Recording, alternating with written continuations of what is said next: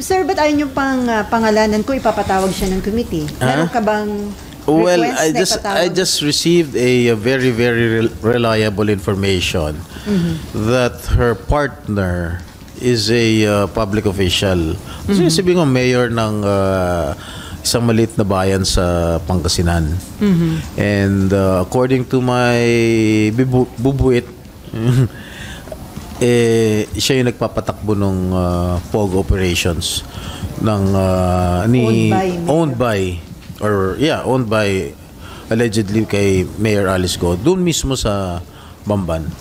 At dahil sinasabi nga na billion of dollars not peso ang involved sa POGO operations, may mga pangamba na baka yung POGO money magamit na rin sa election.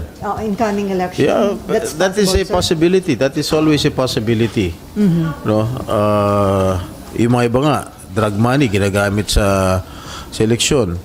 Yung gambling money ginagamit din sa eleksyon. Baka susunod yung POGO money na gagamitin sa eleksyon. That is also a possibility.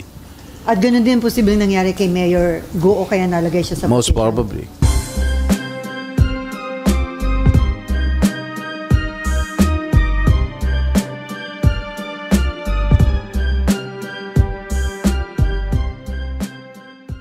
Sir, dun sa POGO, isa kayo sa mga actively nag-participate.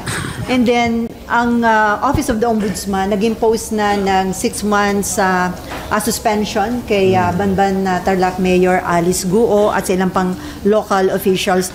Sa tingin niyo maganda ba itong development para talagang mas magawa yung investigation? Well, it's a welcome development for us, especially those investigating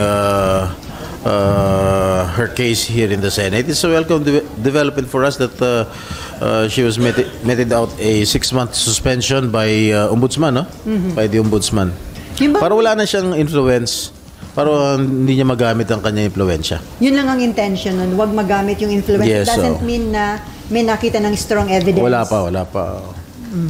And then, will you attend the executive session tomorrow, sir? Most probably. Ano yung ine-expect mo na mga possible information? Well, I do not have any information yet, but since it is an executive session, they might divulge issues or issues against Mayor Alice Go. Na siguro it might concern national interest. And possible din na doon makita yung kanyang connection dito sa POGO operation. Most probably. And some criminal activities like money laundering, sir? Maybe. Kasi medyo malalim tong investigation na gagawin. Kasi yung father, yung tatay hindi na yata malocate, nasa China na yata, pati yung nanay, no, who we all think is a Chinese citizen. Di ba? Sir, are you now willing to divulge the name of mayor na sabi na nag-handle ng POGO owned by Mayor? Alam na ni Marlon kung sino. Basta he's a mayor. Definitely he's not a senator. Pero, sir, mayor sa North.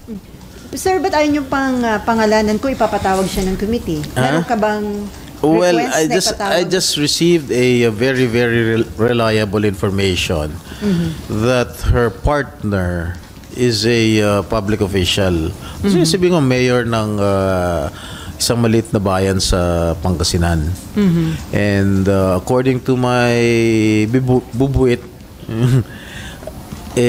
siya yung nagpapatakbo ng POG operations ng owned by allegedly kay Mayor Alice Go doon mismo sa Bamban. So sir, ipinapatawag na ba yung mayor na yun? Hindi pa. Pero isasuggest nyo well, na patawag? if I can get pieces of evidence linking that mayor to the POGO operations, then patatawag ko. So sir, yun incumbent ngayon, yung mayor na yun na nagpapatakbo ng POGO ni... Yes. Yan ha. Pero nga sir, ano ba yung before sir parang hindi kayo pabor sa total ban ng POGO, pero ngayon na nakita nyo yung continuous criminal activities sa mga POGO, are you now... Kasi yung stand ko before, sa Pogo, sabi ko, dun sa mga accredited na may franchise o accredited ng PAGCOR, okay lang yun. Pero yung mga illegal, yun ang talagang tanggalin. Tsaka dapat, lahat ng mga employees ng mga Pogo operations, dapat more than 50% Filipinos. Huwag naman parang Chinese lahat. Yun ang stand ko. Kailan sir ang problema, maging accredited Pogo involved sa criminal activities like Ayun, sa Banbantal, that's a different story. Pagka accredited, kapag involved sa mga criminal activities, dapat palayasin na kagad dyan. At tanggalan ng mga prangkisa o permits. So yun lang ang dapat pa, hindi lahat, hindi wag ipagbawal totally. That is my opinion. Kasi, first of all, pagka more than 50% ang employee mo mga Pilipino, syempre, that generates jobs, di ba? Syempre, dati akong chairman ng labor, syempre, proprotekta natin yung mga Pilipino, no? Kailangan natin bigyan nga ng trabaho. In fact, meron din mga nire-remit ng mga taxes naman yung mga legal na Pogo. Yung mga illegal, yun siguro hindi nagbabayad ng mga buwis yun. Kaya for me, kailangan sigurong alisin na yung mga yan. Paano yun sir? Meron na ngayon 3 na-file na proposed bill pushing for the banning of Pogo in the country. Well, we'll have to study it further. And ayan, Nympha. Sir, yung mayor,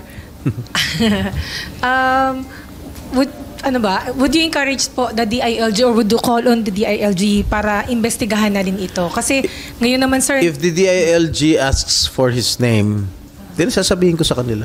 Ba't kami sir, ayaw na kami sagutin? Hindi mo kay DILG. Sir, hindi ba hindi ko makontak ang DILG sa inyo para alamin or... Hindi, wala. Pero palagay ko, alam na nila yun kung sino yun. So, kung alam na, dapat proactive ang DILG, sir, para hindi na para hindi na makaalis, hindi na makapag-cover up. Well, it's up to the DILG to have their own investigation. Of course, I will not meddle with their investigation. But if they want to ask the name from me, I will divulge the name. Kasi mahirap i-divulge sa media kasi baka i-deny baka i-deny ka agad Siyempre, i-deny yun. Would you encourage the DILG, sir, maging proactive na, magkusa na, mag-imbestiga na? Kasi nga, kung habang nasa position siya, pwede pang ma-cover up, mag-linis. I think the DILG is hell-bent in investigating this issue, in this case. So, marami na rin silang ginagawang investigasyon. At hindi pala lagpasin ng gobyerno ito dahil this might concern national or security interest, no? Nakuha nyo rin ba yung, kasi lagi sinasabi na may national security concern. So, ibig sabihin na nakita nyo rin yung information dun sa allegedly hacking and surveillance activities inside that Pogo in Banban? Well, I haven't received any information yet. Sir, hindi ba nakakabahala na yun na yung mga local officials na i-involve na pati sa Pogo? Well, it sounds alarming for me. Well, all I can say is to call on all local officials to refrain from involving themselves in the Pogo operations.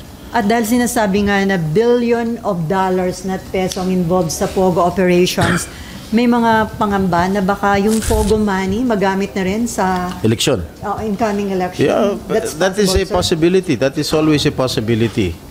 No? Yung mga iba nga, drug money ginagamit sa election. Yung gambling money ginagamit din sa election. Baka susunod yung Pogo money na gagamitin sa election. That is also a possibility. At ganoon din posibleng nangyari kay Mayor Go o kaya nalagay siya sa Most position. probably. Okay, Myla. Sir, just a follow-up.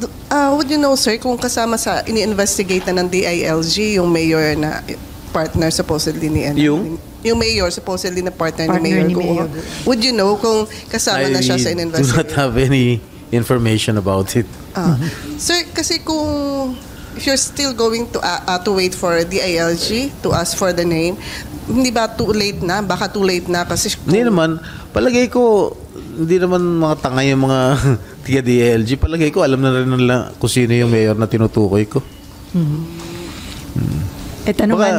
Baka discreet lang yung kanilang investigation. Pero we do not know. As of yung latest information niyo, sir, kumusta yung movement ng mayor? Nandiyan pa rin siya, sir? Yeah, he's an incumbent Hindi siya mayor. in hiding or trying I don't think so. Walang mga ganun. So, ganun siya ka-confidential? Ganun siya ka-confidential kung sa tingin nyo, alam naman ng DILG? I don't know. Parang business as usual, baka wala sir? yung pangalan niya ron sa nakalista ron sa pagmamanage ng Pogo, di natin alam. At yung tanong ni Mayor Go, gwapo daw ba? Tanong ba yun? Basta siguro, I don't know, i-google nyo. Ano ba pangalan? Mamaya sabihin ko sa inyo. Pero, sir, alam na ni Marlon. Sir, just, based on your information, sir, mabigat yung evidence nyo na talagang directly link itong partner. That is why I did not pursue my line of questioning. Because I still have to receive additional information regarding the link between the mayor, the alleged lover of Mayor Alice Go, and yung connection niya sa Pogo operations ni Mayor. Without disclosing, sir, yung hawak niyong evidence, pero ano lang to, sir, verbal, documentary, ano yung Wala. It came from a very reliable source, no, na yun nga, yung kanyang alleged lover ay involved sa Pogo operations. Pero since nung disclosure niyo, sir, wala pang additional information? Wala pa. Backing that? Wala pa. Pero na-share niyo na, sir, sa Committee on Women yung name ng mayor? Hindi pa. Dun sa executive session bukas, sir? Baka. Okay, Marlon.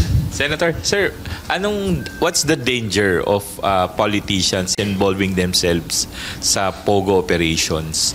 Tsaka again, may term na sila, Pogo politics yung nangyayari. Well, syempre, bawal yun. Once they are found guilty of engaging themselves in any operations of Pogo, I think the Ombudsman or the DILG must take action on it.